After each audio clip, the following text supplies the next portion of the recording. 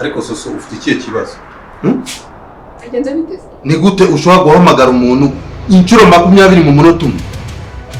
Ubona nge ndimbura mukuru? Nose guhamagara icyo bitwaye. Oya, urakabye. Kandi ibintu tuzabipfa, sibyo? Ntabwo nge mbikunda. Ubwo se nkabya gute? Nose umpamagara ntushobora no gutekereza ko ndi mu kazi. Mba nagukumbereka nawe. Uhamagara umumbura se umumbura mwe. Iyo wamagara inshuro nyinshi umuntu ntakwitabe umenya ko ari busy cyangwa afite ikindi kibazo. Ntabwo njya ngukumbura ceceke. Ntushobora kwandika SMS basi. Reka ndagukunda, nge ndagukunda. Kunkunda ntabwo bivuze kuntisha umutwe. Uranyumva neza? Ibintu ntabwo mbikunda. Kandi ntabwo byashoboka. Ese kumukunda mbizira noneho njyewe? Ntusurankunda ku ngufu. Kubera iki njyewe utankunda ariko? Ndi umukobwa mubise. None bigiye kuba intambara. Mukunde ku ngufu. Basi nzabigenze gute kugira ngo nkunde? Wose ntabwo gute uri kuntoteza gute uri kumpatiriza. Ntabwo nkunda umuntu umpatiriza. Ntabwo ugomba kuntegeka icyo gukora. Nge ndagukunda. No, ntabwo byaba. Ntunaye akazi k'abandi kubera wowe. Nagize ngo ni n'ikindi kibazo ufite. Wanyumvise ko ngukunda. Ntabwo wanyumva kweli. Kumvikana ikintu kimwe. Ntuzongere kujya umpamagara muri uriya buryo. Uranyumva neza? Umva noneho ngeremewe. Ubu buzima kububamo ntagufite. Byarutwa nkapfa. Ngenda njye kwiyahura kuko ngiye kubona ko mfite ntabwo ntafite. Ese ibyo wigira ni ibiki? Ngiye kubaho ntagufite. Wakwiyahura? Nakwiyahura. Ndiyahura. Ni izina ry'Imana ngiye ndiyahura. Kazi kuri n'umutesi. Noza ni njye musore wabonye mwiza cyangwa se wifuza abandi ntabwo mbabona ni wowe nshaka. No, umva winzana y'imiteto. Wumvikana ikintu kimwe. Uzongera kumpamagara aya masaha. Romi wampabaruka ngo. Cyangwa noneho ngiye ngukurinzira ku murima, sibyo? Ngewe ikintu ugomba kumenya. Ngewe ngunda isimbi. Wowe ntabwo byavamo. Habe na gato. Nkunda isimbi wicara urizi. Ariko ubundi isimbi wanduje iki? Isimbi wandujikira. Ndabura niki nawe? Icyo kintu wicara ukizi. Nkunda isimbi, wowe ntabwo byavamo habe na gato. Ariko ahubwo wirukanka kuri isimbi ufite ubukweje mu gitondo. Umwirukanka mu biki wankora kubera icyari ngewe. Ese ubundi ndabura niki nawe? Ukanyisubira ibintu. Gusa ntuzongere kumpamagara amaso. Ariko isimbi gafite ubukweje umushakira iki kwe? Ushaka kunyikure. Ntabwo we. Ariko wasara biteye agahinda ko umuntu akubona akabona umuntu w'umugabo. Ariko umuntu yashishoneza neza agasanga utete vite. Icyo dute niki? Washaka no kumukira wanjye se? Usaze suku. Ariko uraseba ko wagiye uba umuntu ushaka. Igihe nakubaye ntabwo gihagije. Aho ugerageza imibare kumenya ko uri umugabo. Utete vite. Kuko twoye n'amafaranga niza pe. Waswarati nyumva neza. Njya kuguha pasi. Sinigeze nkubwira ngo muzanye umugore ukurongoshyira mu nzu. Nakuzaniye umugore dukura amafaranga atwara amarabu. Ubu turimo turagana nyine. Ese ibyo bintu twazabiramo kugeza ryari? Ntabwo ushobora guhinduka. Mva mubwire se bakuru. Uranyumva neza? Wakabikubira kwishimira nibura ko nibura triste, nibura ngize n'umuntu nkunda cyangwa se ngize umuntu mva niyumvamo.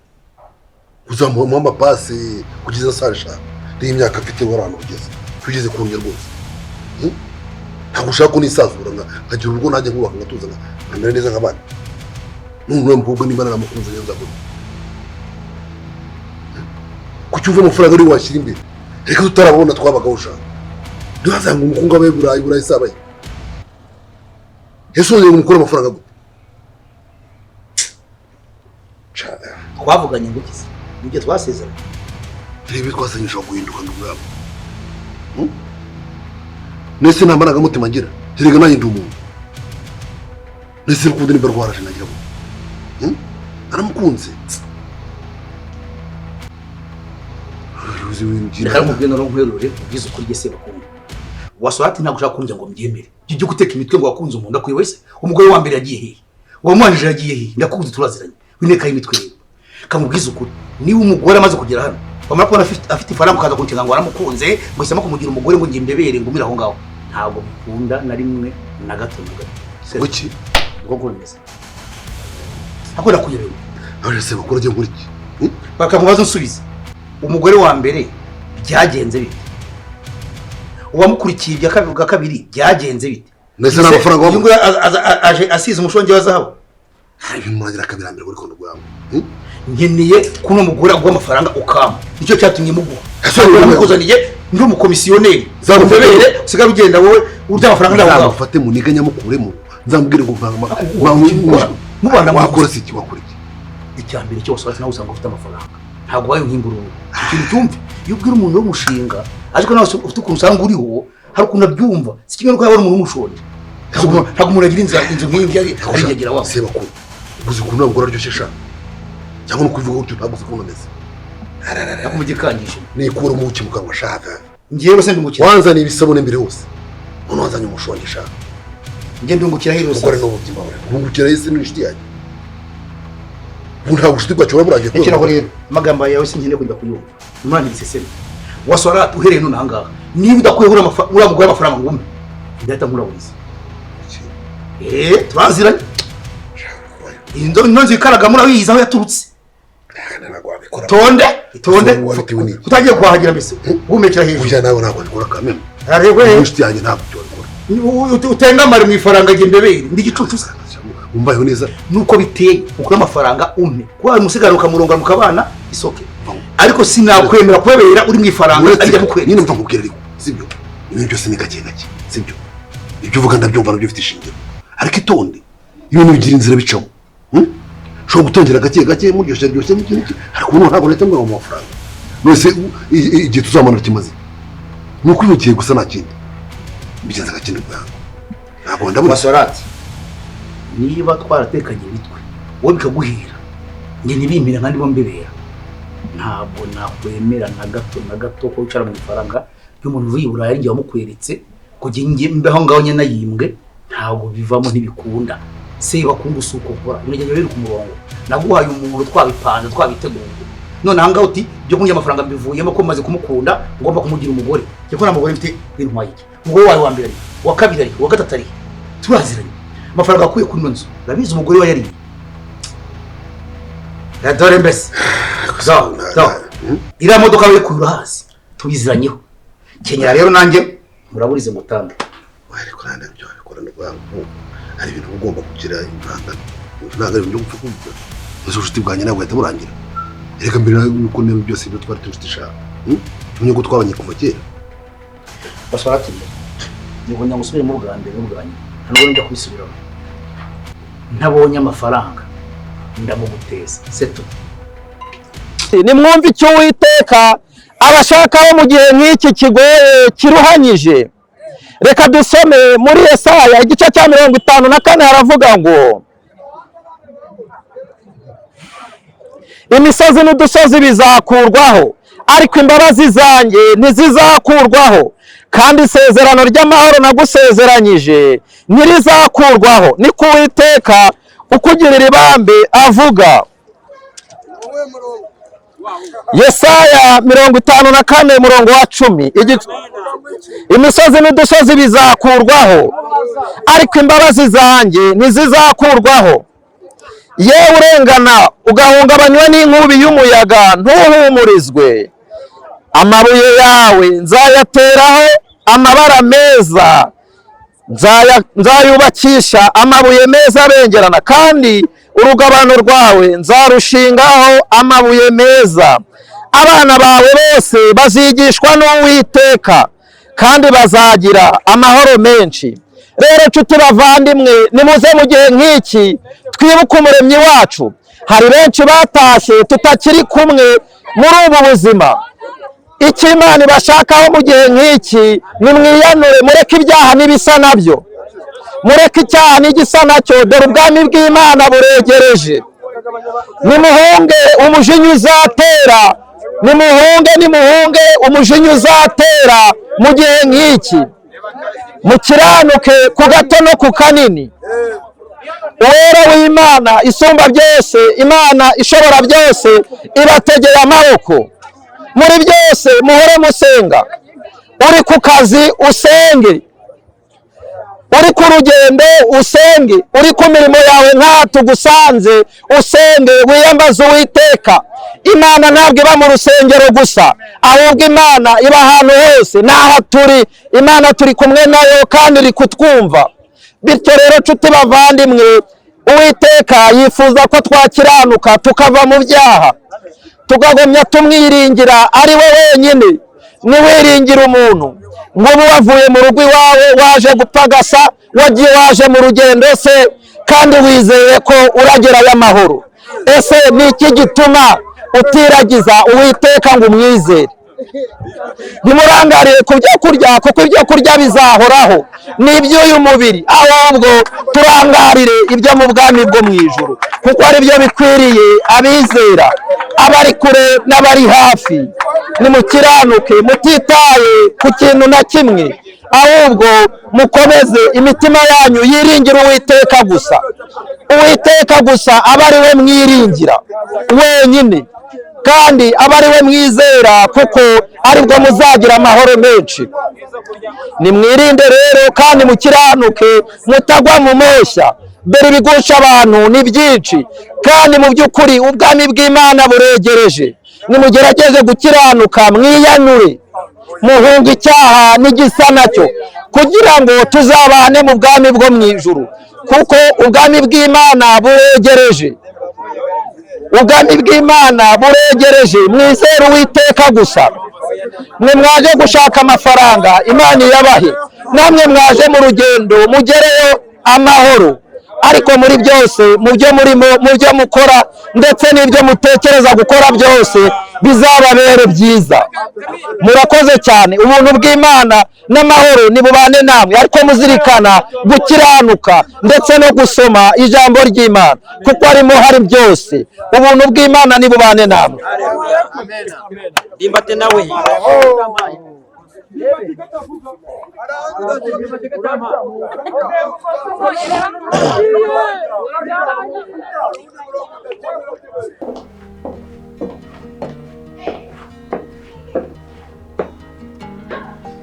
Erega urahagaze akurome, ni ukunsuzugura, ni ukunca amazi, ni ibiki? Nk'ubu amasaha ane yose nicaye muri salo wahansize, uza wicara ahangaha, ni ukunesha agaciro ni iki? Oya, oya kuri telefone. Ibya telefone ku buryo banta muri salo ukaza kwitaba umuntu hano kuri telefone? Nose navuye mu rugo ngo nze mbe igipupara muri salo yawe? Gabanyamahane basitugana. Oya rwose nawe sinzi pe, sinzi. None se na n'ubu ntagushaka kumuzana Isimbi koko? Ngaho nyumvira. Nabigusabye ku neza. Ngaho nyumvira. Ubwo se bampamagaye iriya mviriye hose nza kugusura waje kuza kumbwira ibya Isimbi? Erega ngiye kuva mbere mubwira ntago ngiye Isimbi mushakira inabi, sibyo? Ndashaka nicarane nawe tuganire. Se umuje nawe byagutwariye. Ariko ngiye mbahuzane. Ngiye shinjwa kuguhuza we na Isimbi genda ukomisioneri wanyu. Ntuse ni muri inshuti. Kuba ndi inshuti ntabwo nshinjwa kuza kubahuza rero. Urandebera we.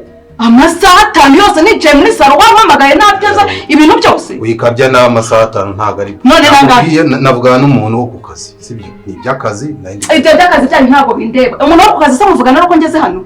Kuki utavuganye kare? Ariko ubundi Rome nuko iki uri ko yirukanka inyuma y'Isimbi, ntabwo umukobwa ufite ubukwe ejo bundi ukansiga ngewe, kandi ngiye nta bukwe mfite, kandi ngiye ndagukunda. Kubera iki uri ko wirukanka kuri Isimbi kandi ubizi neza ko afite ubukwe? Umva inshuti yanjye, ntabwo nyobeye ko Isimbi afite ubukwe, sibyo? Yego. Erega umva mubwire n'ikindi rero utaruzi. Isimbi burasa n'abantu bo mu rugo, sibyo? Ndakera. Ushaka tuganira. Mfite no safite ubukwe se? Mfite no kuba namutwerera. Ntumva ari ikintu kibi mushakaho? Nase kuba mutwerera ukaza kwirirwa umpamagara ngo nze mubwire, none se nge ndi back yawe se uje kumuramo amafaranga.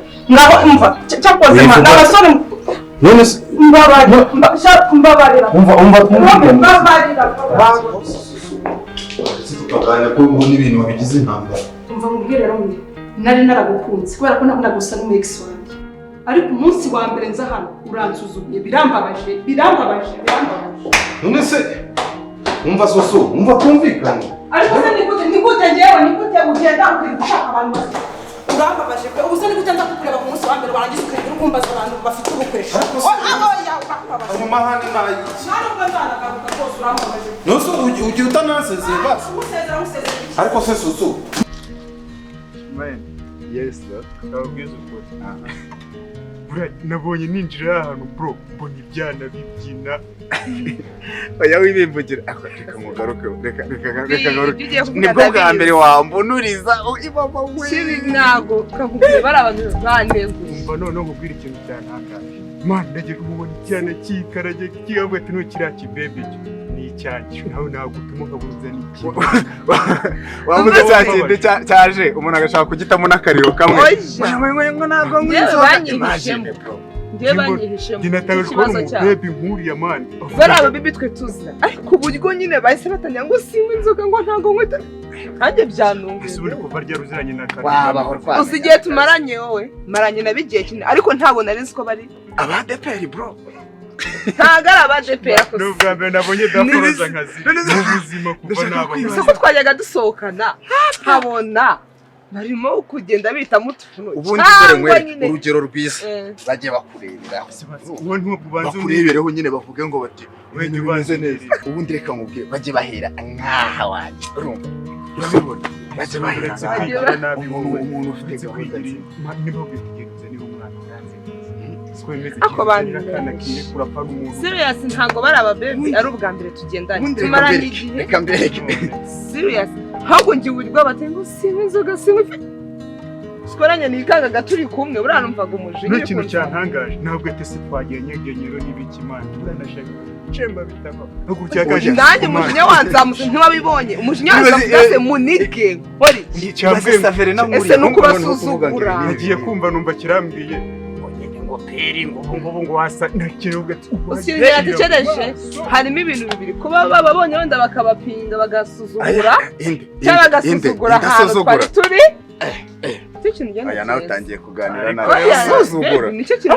ahubwo barakiri dusanzwe dusohokana katari kuri ya mbazi ariko ubundi byose nibyo wabyiteye mwana ubundi reka nkubwire kandi kabebe kari kuri stage ukuntu kari kambaye kanu ka pink ukuntu kara kabebe harako nageze nkinjire kaje karandiba yari yaro nshaka kugasohokana hanze akabebe nago kwisije mani yambaye bwa buboro bwa kera bw'ubusurujite hakiya mu yambaye nka Saverena nubwa mbere nabonye ikintu wagira ko bari hiriya mwe uta sikumbona mureba Simeniga noneho bana bato imitima yanyu nihugukira iby'ijuru musa n'ibindi bamwinjije mwigenyero mwe kwambe none ugaje nka zimwe za hari ku cyangwe bro nimuhumure nimuhunga umujinya w'Imana uzatera mwirinde ibisindisha ndetse n'ubusambanyi n'ibindi bisa nabyo Uwiteka Imana ishobora byose ishaka kubakoresha mu gihe nk'iki gihe imitima yanyu yagarukira Uwiteka n'ubwa mbere ngiye kuba nava bro nimutungurwe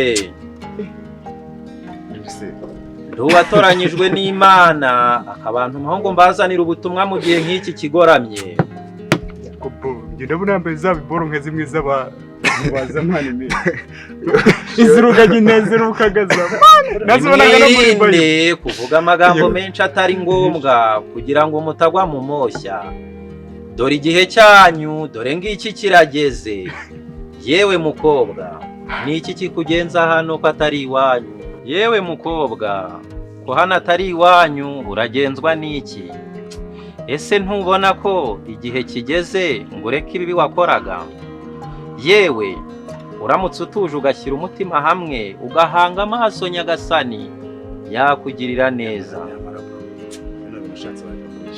niko musore ese wowe wari uzi ko mama wawe akigutwite yaragusengeraga ngo uzabe umuntu mwiza ufasha abababaye wirinda icyaha n'igisa nacyo nk'uko nawe mu myaka ya kera yabanaga n'Imana akiranuka muri byose ariko reba aho uri mu gihe nk'iki ese utekereza ko ibyawe bizarangira bite Uwiteka Imana arababwira ngo nimumushime kuko ari mwiza kandi imbabazi ze zihoraho iteka ryose bana bato nimwiyanure nimuhunge umujinya w'Imana uzatera mutazagwa mu moshya cyangwa mukarira muvuga ngo ntimwabimenye dore igihe kiraje kandi kirasohoye. Ubwo mu gihe nk'iki uwagira ubwenge yakwirinda icyaha n'igisa nacyo, ibisindisha, gutega abantu, gushuka abantu, kwiba, ubusambanyi n'ibindi bisa nabyo Uwiteka yanga. Dore rero nimugire amahoro.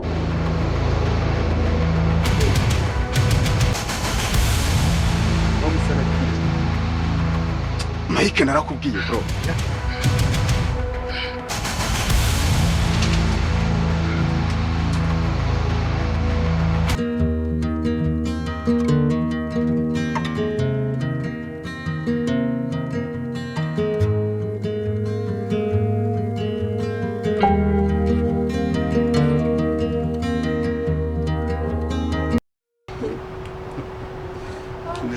None se hari ahantu ni hashasha ariko menyereye ahandi wakoreraga yewe utuntu twose tuba amafaranga agomba kutujyamo.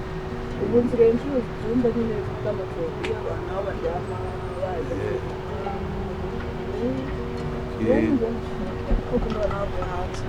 ubwo rero ahantu hose hari amafaranga ngenda ugomba kuhaba. ni ukuvuga ngo ibintu bijyanye na bizinesi ni ibintu byawe. Uba ngomba kugerageza agashaka amafaranga hose Kigali kuyibamo. Umugabo wawe afite amahirwe da. Urumva nubwo wasanga nanjye ufite amahirwe. Asanga nanjye ufite amahirwe. Ko uyu muntu afite umumaro mu buzima bw'umuntu kamwe. Ni gakeya mbona abakobwa beza nkawe nyine bari active bakora akazi. Mbona uri busy cyane nyine. Ngomba kuba busy somehow. Cyakoze c'est vrai. Iyo twahuye mba numva nishimye. Ariko urasa neza nyine uzavamo umugeni mwiza cyane. Come on now. Ubwo stress ziranyishe nyinshi cyane. Stress zo ntabwo wazigura. Wishari? Mwari ngeze hano hafi ya station gatowe. Ego, aho ngaho. Ndumva uri hafi nta kibazo banguka. Awa.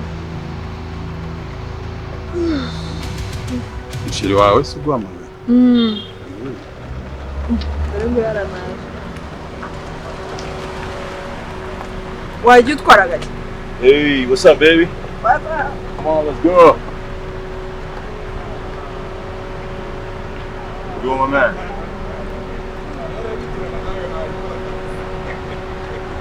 Thank you. Come, baby.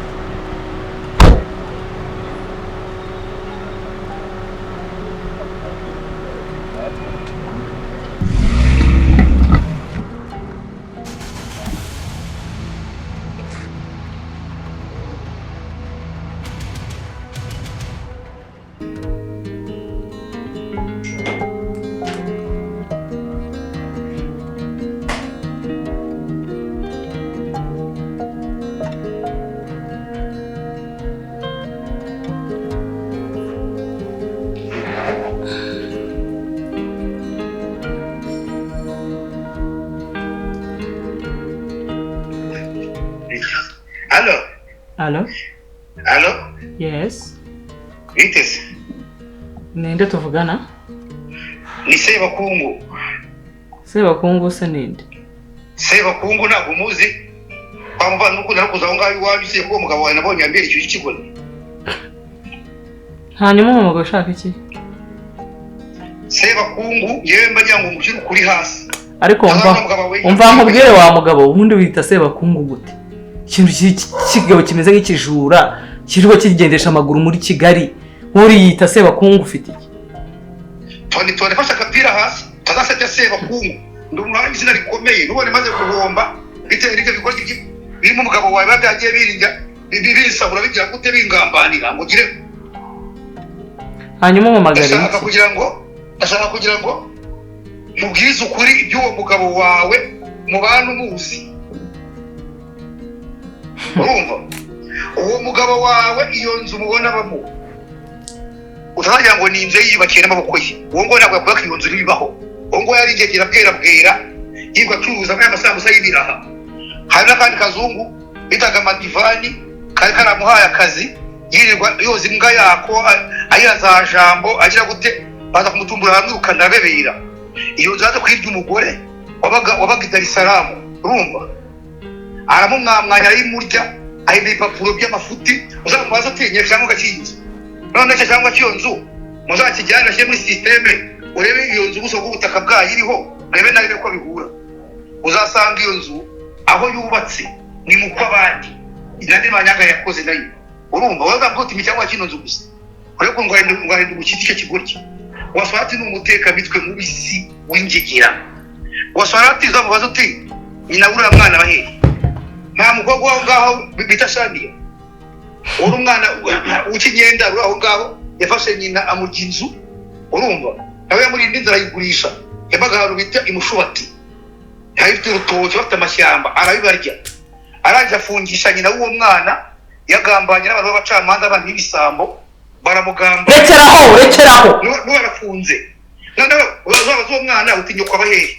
uwo uwo mwana hazi ko bamufunze kera uwo mwana akiri uruhinja ntiyanamenya aho nyina yafungiwe urumva kubera akagambane rekeraho Tony ndakugira inama uwo muvuna mweto w'umwesikwa iyo modoka agenda mu kubwira nyirayo si umusaza yatakarisha abo yayiriye urumva amuteka y'imitwe nayo nguko ngo amuhaye ngo ubutaka butaruke uwo muntu si umuntu n'igisambo urumva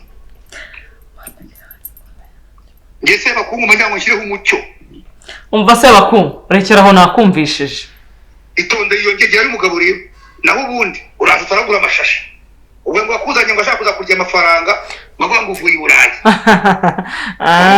sawa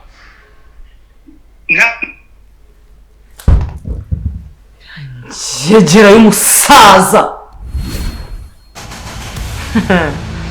ngetwa uyarya amafaranga sindimo ko ndiraruka kuma mbona ruteka mutwe